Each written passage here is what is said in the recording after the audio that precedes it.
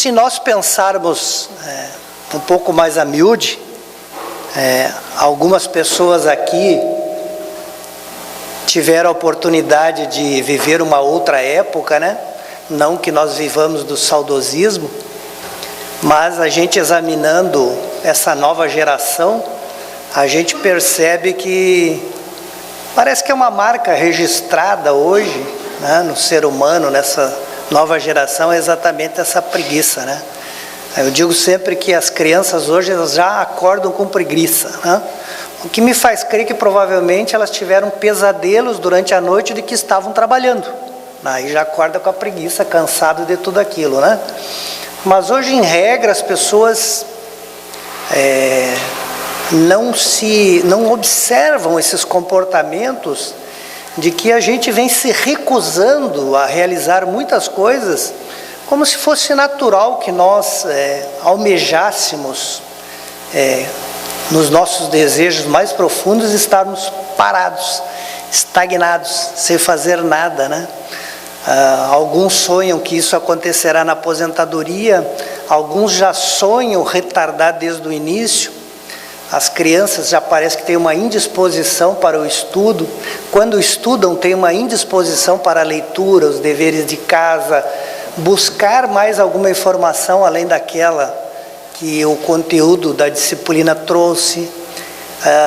As dificuldades, muitas vezes, que eles encontram de se disciplinar a uma arte, né, a uma educação diferenciada.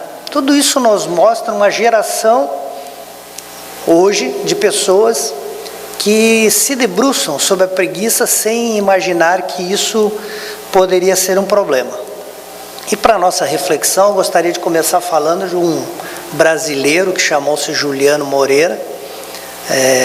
O Juliano Moreira, é muito interessante a história dele, porque ele é o precursor de introduzir no Brasil a terapia pelo trabalho, a laborterapia, que ele, na verdade, introduziu esse tratamento psiquiátrico no Brasil para tratar as pessoas que eram internas, as pessoas doentes, né, que eram internadas como única possibilidade de tratamento.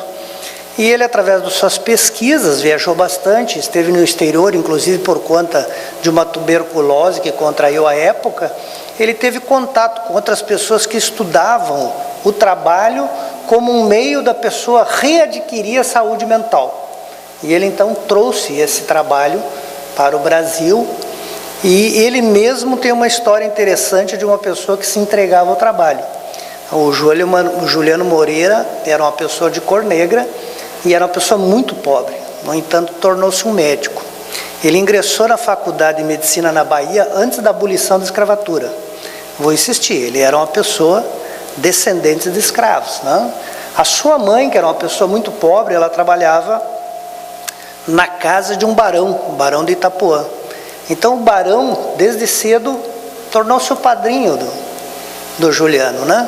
E por seu padrinho, porque ele era médico e ele era professor da faculdade, ele então encaminhou, né, ele para os cursos universitários de medicina, e ele nos deu essa brilhante contribuição de trazer ao nosso conhecimento e trazer para o Brasil essa técnica de recuperar as pessoas mentalmente, não através do que era feito antigamente, que era basicamente o confinamento, ou seja, retirar essas pessoas do convívio social, mas ele introduziu essa técnica de você tratar as pessoas através do trabalho, recuperar a saúde mental através do trabalho. E ele teve outras contribuições, né? Eu diria a principal exatamente essas formulações de terapias alternativas psiquiátricas, né? Mas ele também, por exemplo, nós devemos a ele a aprovação em 1903 de uma lei de assistências aos alienados, né? Ele também é o fundador da Sociedade Brasileira de Psiquiatria, Neurologia e Ciências Afins, o que ocorreu em 1905 no Brasil. E no campo da antropologia ele dá uma contribuição maior ainda, porque no início, no Brasil, a essa época, se imaginava que a doença mental ela era derivada da miscigenação, ou seja, era do casamento de pessoas de raça diferente que vinha o desequilíbrio mental da pessoa. E ele estudou isso muito a fundo, e ele foi talvez a pessoa que mais contribuiu no nosso país para mostrar que absolutamente não existe nenhuma relação entre raça e problemas mentais ou problemas físicos, né? Ou problemas de qualquer ordem, de distúrbios, de doença. Então, ele também teve esse papel. E o Ariano Suassuna, que foi o nosso membro da Academia Brasileira de Letras, desencarnou agora em 2014, ele conta uma história interessante ligado ao Juliano Moreira, porque o pai do Ariano, ele foi governador da Paraíba entre 1924 e 1928. E então, por essa ocasião, um dos trabalhos, uma das coisas que ele trouxe de novidade à Paraíba, propriamente João Pessoa, no seu governo, foi exatamente ele lá construiu um hospício, né? Que era o nome que se emprestava a essas casas que atendiam os alienados no passado. E esse hospício, então, ele resolveu botar o nome desse grande médico, esse médico que tanto contribuiu com o Brasil nesse campo. Então, ele batizou de Casa de Saúde Juliano Moreira. Essa instituição ainda existe hoje, né? Ela hoje é Complexo Psiquiátrico Juliano Moreira, tem 90 anos, né? E ainda é considerada uma referência no tratamento do desequilíbrio psiquiátrico das pessoas no Brasil.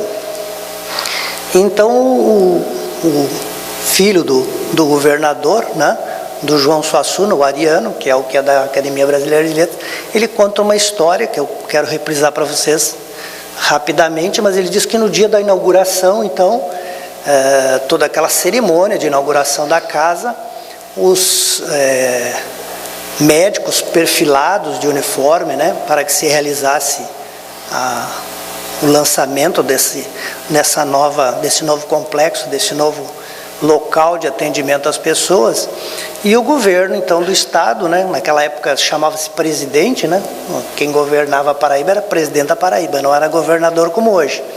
Ele então providenciou a compra de carrinhos de mão para que as pessoas, os internos, pudessem iniciar o tratamento exatamente da terapia através do trabalho.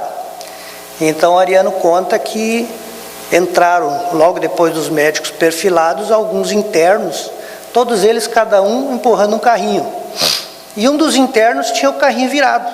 Então, diz que o pai dele, o João Suassuna, então presidente, foi até o enfermo e disse: olha, irmãozinho, não é o certo, você tem que desvirar o carro e não andar com o carro assim.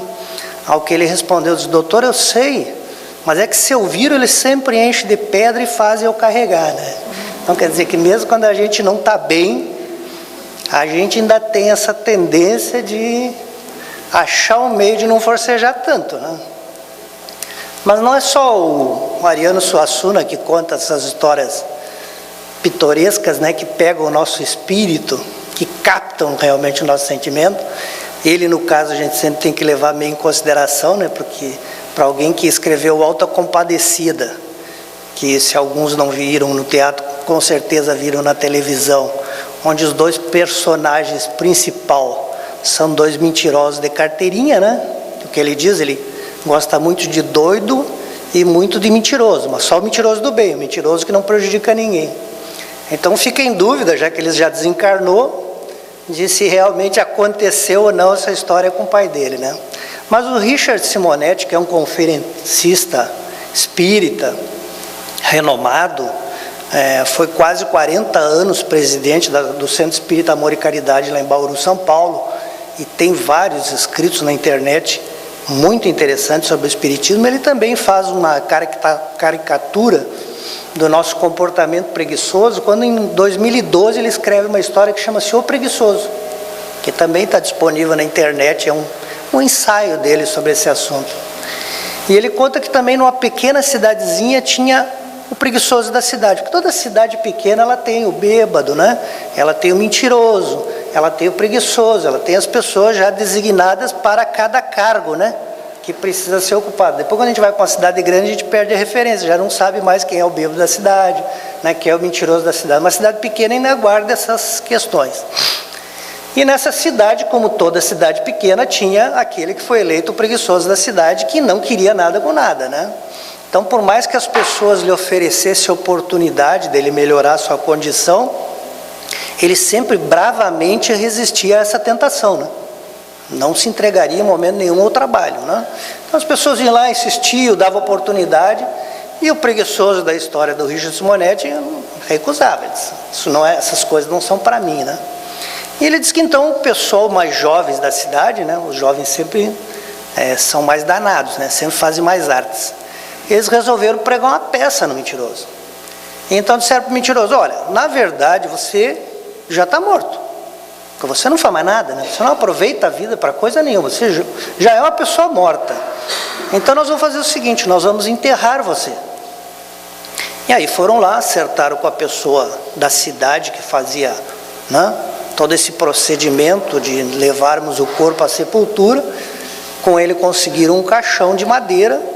Vieram lá, chegaram, botaram o nosso preguiçoso dentro do caixão e disseram, nós vamos te conduzir agora, vamos te enterrar no cemitério. A ideia é que ele, com todo esse pavor de ser enterrado vivo, reagisse, né?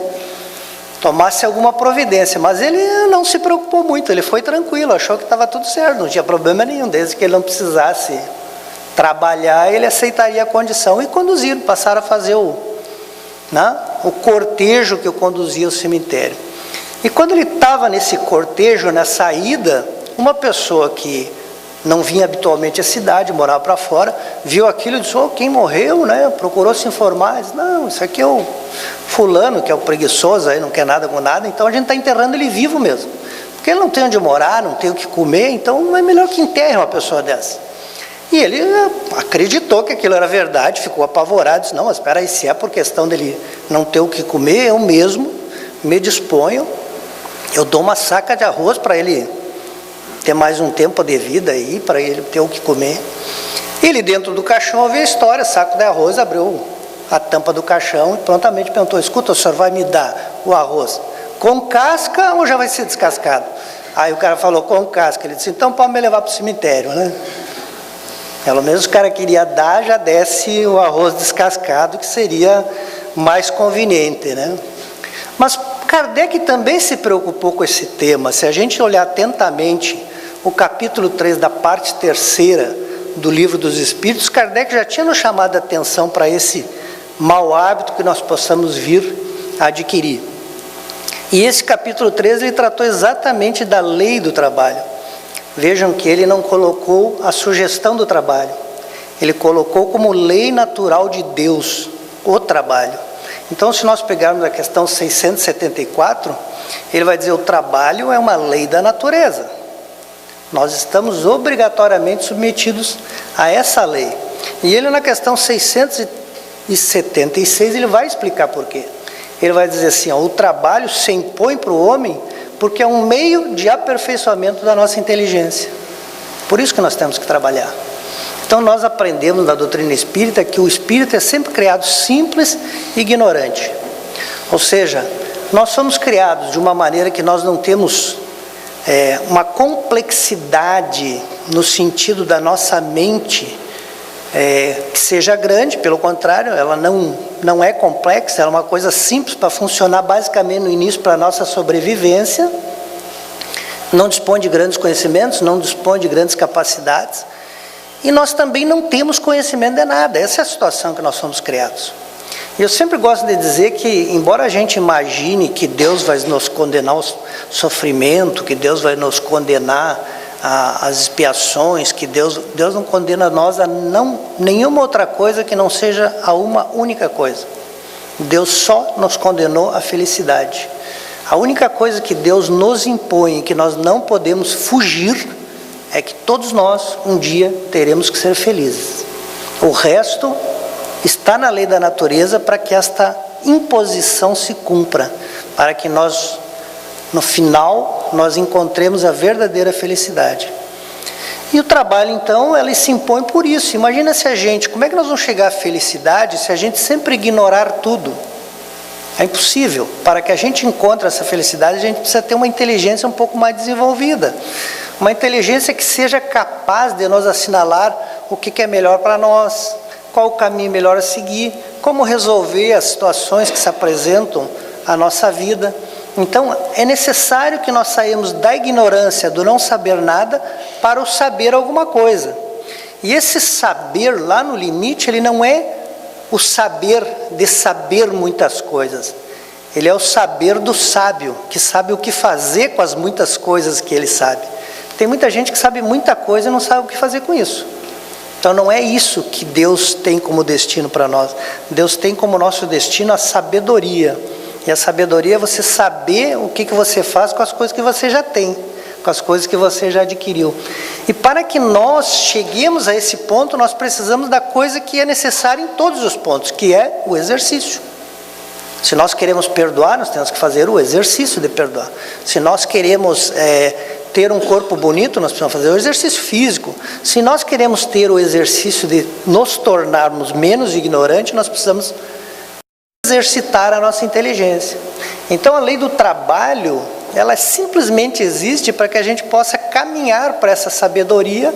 E como Deus nos conhece muito e sabia que nós temos uma sintonia muito grande com o enfermo lá do hospital, lá na Paraíba, e com o preguiçoso da história do Simonetti, ele disse: eu vou impor como lei natural o trabalho, para que esse povo realmente se empenhe na busca e realização desse intento de se tornar mais sábio.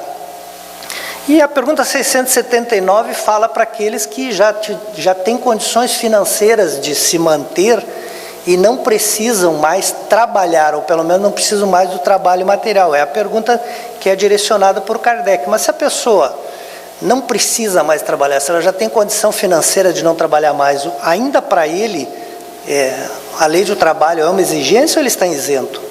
Então os espíritos respondem aquilo que realmente mais nos é importante entender. Do trabalho material, talvez as pessoas até possam ser dispensadas, mas não são dispensadas de serem úteis. Se nós analisarmos, para que nós estejamos aqui nesse momento, para que nós tenhamos a vida que temos, foi necessário que muita gente trabalhasse. Vamos começar pelos nossos pais, né? Quanto trabalho nós demos para o pai? Todos nós demos. Vocês não querem admitir, mas todo mundo usava fralda, fazia xixi na cama, né? Acordava a mãe de madrugada. A gente deu muito trabalho, né? Deu trabalho para os pais e para as mães da alimentação em dia. Quantos animais foram mortos para que nós estivéssemos aqui para nos alimentar? Né? Quantas vegetais foram sacrificados para que nós estivéssemos aqui? Tudo isso que estava ao nosso redor nos foi útil. Será que nós temos o direito de ser inúteis? Será que nós gozamos dessa graça? Claro que não. Se é da natureza a utilidade, se Jesus condenou a figueira que não dava frutos, por que nós teríamos direito de gozar dessa condição que a ninguém ou a nenhuma coisa é dada na natureza o direito de ser, que é o direito da inutilidade?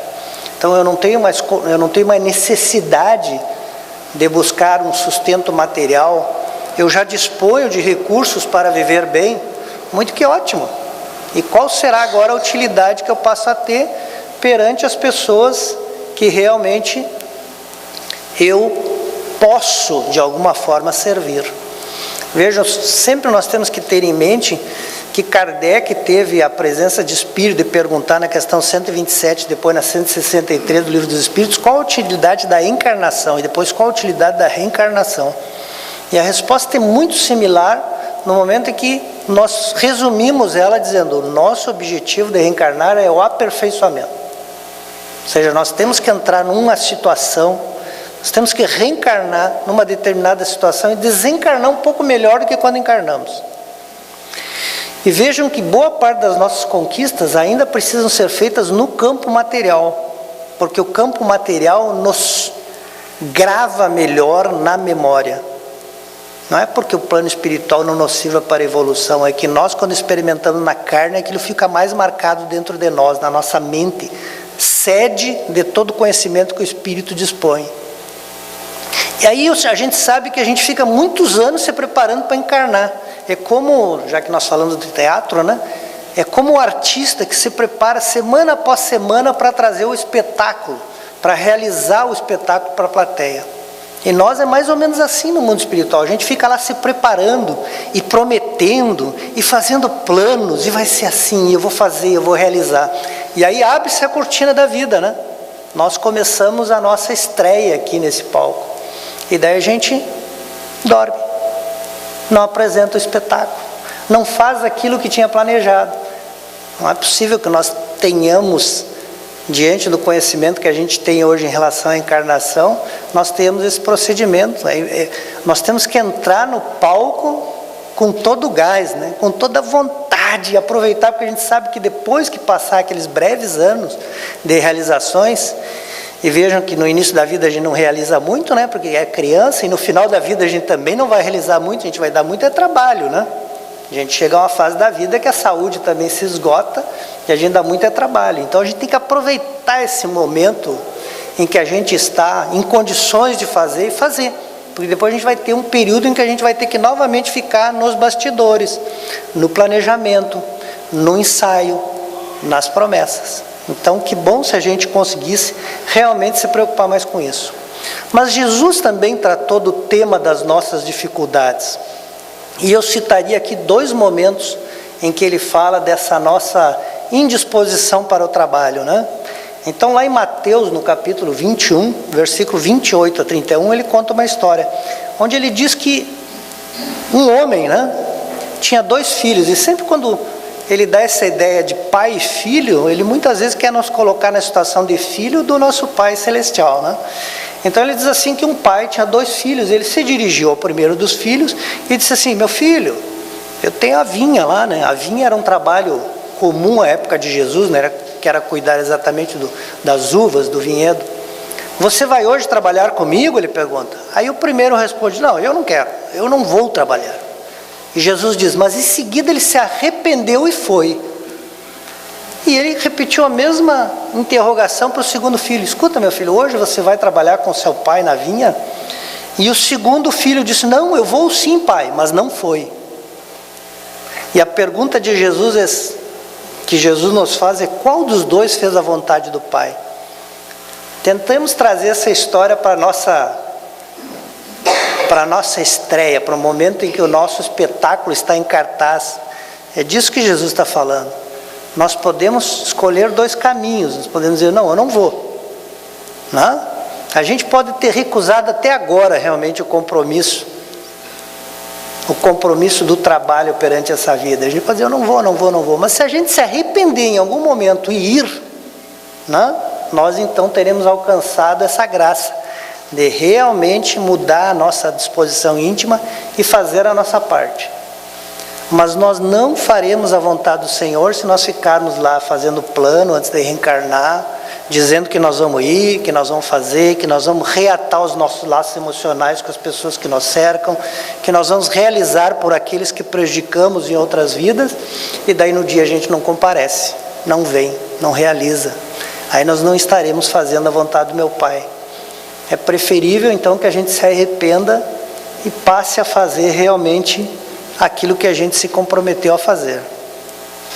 E tem um segundo momento, que é o momento em que antecede a prisão de Jesus para a posterior crucificação, em que tanto Mateus, quanto Marcos, quanto Lucas descrevem esse momento, esse acontecimento, que é a história em que eles nos contam que Jesus, após a ceia, né, a última ceia com os apóstolos, ele se recolhe a um jardim, um Getsemane, né, a um horto, e lá ele vai fazer as suas orações, que é a preparação para tudo aquilo que vai transcorrer depois, né?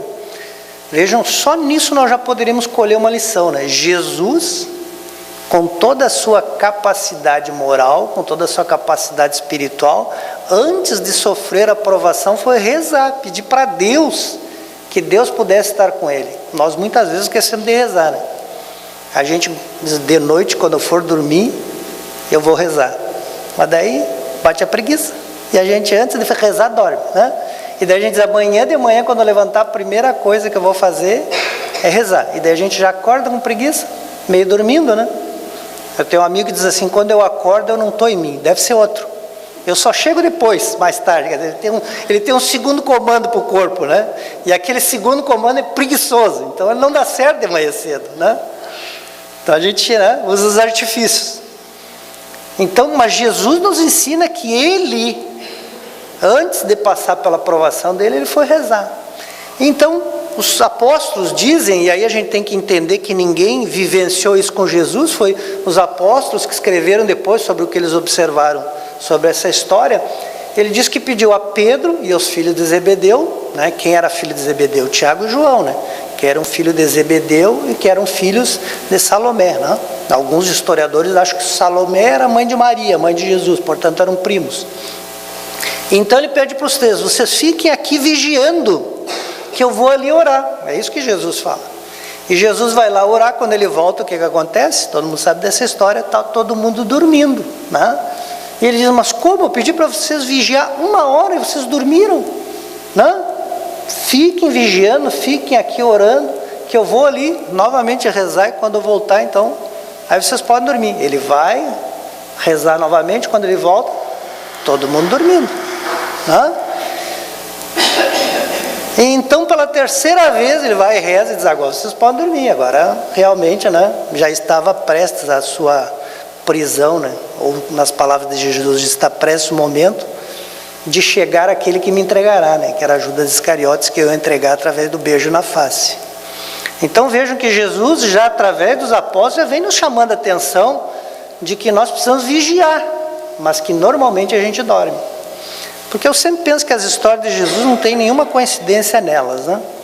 As parábolas são ensinos que ele planejou para que nós ensinássemos alguma coisa, mas eu acho que todos os fatos da vida de Jesus sempre eram muito bem programados para que nós trouxéssemos lições.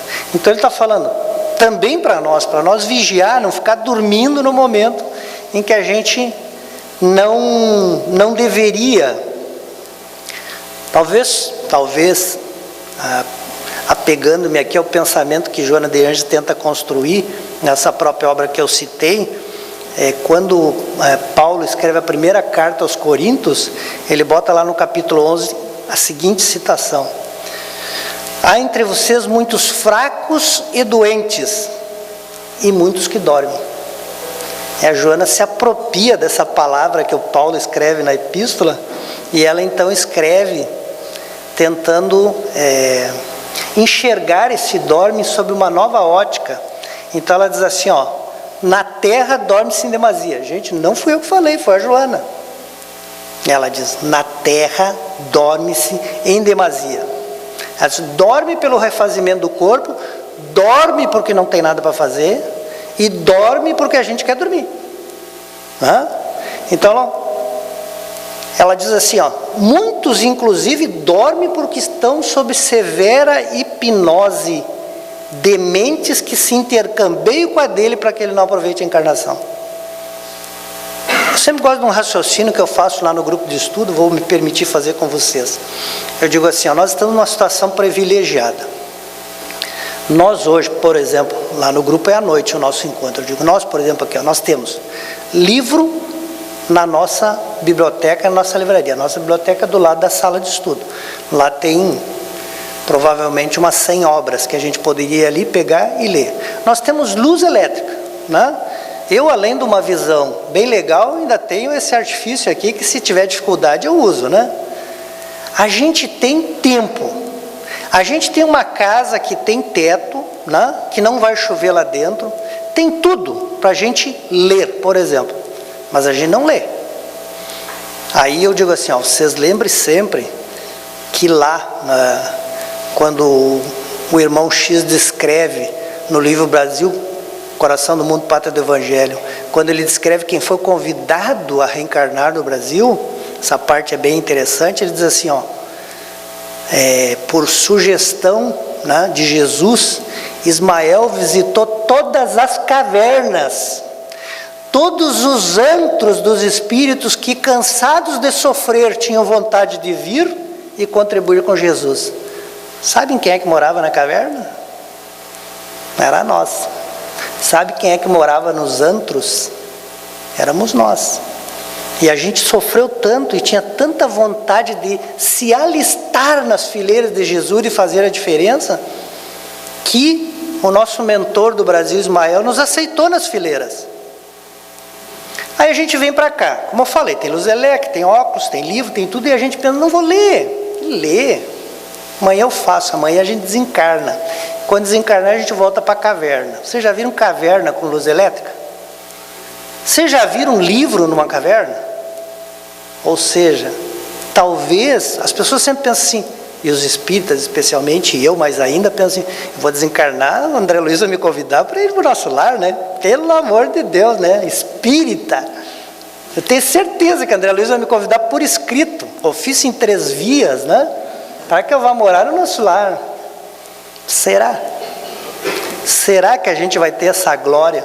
Aí a gente pensa, André Luiz, o espírito tão atrasado, fez tanta burrada e foi para o nosso lar. Primeiro ele foi para lá por causa da mãe dele, não foi por ele. Os méritos dele ter sido atendido não são decorrentes dos comportamentos dele. São decorrentes da mãe dele que intercedeu em favor dele. Né? Segundo, o espírito é atrasado para escrever o que ele escreve? Será que ele é tão atrasado assim? Será que ele é tão errante assim? Para de repente desencarnou e publica essas maravilhas, essa coleção maravilhosa, com tanta coisa científica, com vocabulário tão rebuscado como ele tem. Será que realmente foi uma vida tão desregrada? Será que foi uma vida tão preguiçosa que ele levou, que deu ele a condição hoje de falar com tanta maestria da nossa vida? Eu não acredito. Eu acho que a gente se engana um pouquinho. Então, pensando em nós, eu fico com medo danado de ir para a gruta, de ir para a caverna. Eu digo, e aí que eu não posso estudar mais mesmo, né? Porque não vai ter livro, não vou poder levar óculos, né? Porque meus problemas de visão não vão se resolver da noite para o dia, do jeito que eu sou atrasadinho, né? E aí eu não estou aproveitando agora. Então é isso que eu acho que a Joana se preocupou de colocar em 2 livros, ela coloca essa mensagem em relação a isso. Mas o mais interessante que ela coloca nessa lição que ela traz é que ela diz assim, se inicialmente isso pode ser um comportamento, vamos dizer assim, de tranquilidade, um comportamento de descompromisso, com muita facilidade isso pode se tornar uma situação enfermiça. Ou seja, da preguiça habitual eu posso desencadear um problema psiquiátrico, inclusive. Por quê? Porque se nós somos criados para utilidade, obviamente que a inutilidade vai nos levar a nós termos problemas. E o primeiro problema vai começar exatamente na aceitação de nós próprios, na nossa autoestima. A pessoa que relega, que posterga as suas realizações, ela começa a se sentir muito mal. Ela começa a ter uma situação psicológica, emocional desajustada. E a primeira coisa que ela passa é não gostar de si própria. E quando a gente começa a não gostar de si próprio, a gente começa a comprometer tudo que a gente tem que realizar. Vejam, por exemplo, Jesus condicionou toda a lei dele a nos dizer, amar o próximo como a nós mesmos. Mas se eu não me amo, será que é disso que ele está falando? Que a gente pode também não amar os outros? Não. Ele colocou como condição essencial, primeiro ame a você próprio. E depois faça a mesma coisa pelas pessoas que cercam você. E gente, se amar não é comprar uma blusinha nova, nem trocar de carro. Se amar é fazer o que é bom pra gente. Não é comprar uma coisa nova. Se amar é a gente pensar o que é bom para mim. Por exemplo, vamos imaginar um campo físico que é um laboratório de estudos para todos nós. A carne é um instrumento de experimentação do espírito. Quando nós levantamos de manhã cedo, damos uma caminhada na beira da praia, como é que a gente se sente? A gente chega em casa, né? Até assim para fazer o almoço, a gente faz um almoço bom, né? Dorme até meio-dia, para ver como a gente já acorda de arrasto e mal, psicologicamente a gente se sente mal. Então vejam como Joana tem total razão quando nos alerta que o problema que parece inicialmente inocente pode descambar para um problema psicológico, emocional e até psiquiátrico. E ela diz, chega um ponto que a pessoa se isola. E ela se isola por uma coisa, porque ela não quer que ninguém sugira a ela que ela tem que sair do estado de preguiça em que ela se encontra, de inutilidade que ela se encontra. Porque ela basicamente, como ela não tem mais autoestima, ela acredita que é impossível ela voltar a ser aquele ser pleno, realizador que ela sempre foi. E então ela começa a criar as fugas psicológicas. E uma das fugas é o isolamento, para que as pessoas não digam para ela que ela tem que mudar a situação em que ela se encontra. Então ela foge, e disso ela pode derivar inclusive uma depressão, e é a Joana que nos alerta para isso. Então inicialmente o que era para ser uma indolência, né? Uma preguicinha de domingo, começa a tomar conta da vida, e disso começam os desajustes. Nós podemos colocar uma encarnação fora por uma preguicinha que a gente resolveu não controlar, resolveu não tomar providência cedo. E esse é o alerta. Então diz ela, e o que fazer para que então nós saímos dessa situação de coisa? Porque para nós interessa muito o que fazer, né? Ela diz, a primeira coisa, a gente tem que orar bastante para que a gente tenha um despertamento espiritual. O que é um despertamento espiritual? É a gente se aperceber que aquilo está fazendo mal para a gente. É o conhece-te a ti mesmo, né? Primeiro a gente tem que entender que aquilo faz mal para a vida da gente. E ela diz, e quando a gente se dá conta que aquilo faz mal, sobrevém sobre nós uma força que a gente nem imaginava que tinha. Mas era uma força que ficou represada durante todo aquele período em que eu me neguei à utilidade. É natural, se ela estava represada, ela vai vir de uma vez só. Então nós encontramos uma força que a gente nem imaginava que tinha. E daí? E daí diz ela, boas leituras. Comprometa-se com uma agenda de realizações. Ou seja, nesse ano eu vou fazer isso aqui, esse mês eu vou fazer isso, né? Esse mês eu vou no grupo de estudo do Centro Espírita e não vou faltar nenhum dia. Esse mês eu vou ler um livro, eu vou começar na capa e vou terminar lá na contracapa. Mas não leiam só a capa e a contracapa, tem que ler o miolo, né? E ela diz, e façam a bioenergia, o nosso passe espírita, né? Procure trocar sua agenda de pensamento. O pensamento é realização material, ela se plasma em volta de nós. Desligue um pouquinho aquele caixinha que tem lá em casa, que a gente tanto gosta de ficar na frente dela, sentadinha, bem escoradinho para frente, assim que a coluna fica bem torta e vai se acabando na vida, né? E aquela caixinha fica ali magnetizando a gente. Ela diz, não sai daqui, né? Ela diz não sai, né? Depois dos comerciais apresentaremos o caso excepcional. Ela está dizendo, não saia daí, e a gente se entrega para ela. Então comece a ter o costume de desligá-la, de fazer uma leitura edificante, renovar os pensamentos, conversar com pessoas que tenham bons assuntos produtivos, e assim a gente conseguirá com certeza sair dessa situação. A nossa agenda está fartamente escrita, o nosso mestre está fartamente conhecido. Se nós lermos o pensamento de Jesus, nós certamente encontraremos um caminho seguro. Que nós tenhamos essa inteligência e que nós possamos pedir a Deus, que assim como Jesus pediu, nós também temos essa humildade, devemos pedir que não nos deixe cair na tentação, e que nos ajude a nós nos livrarmos dos maus que nós causamos a nós próprios.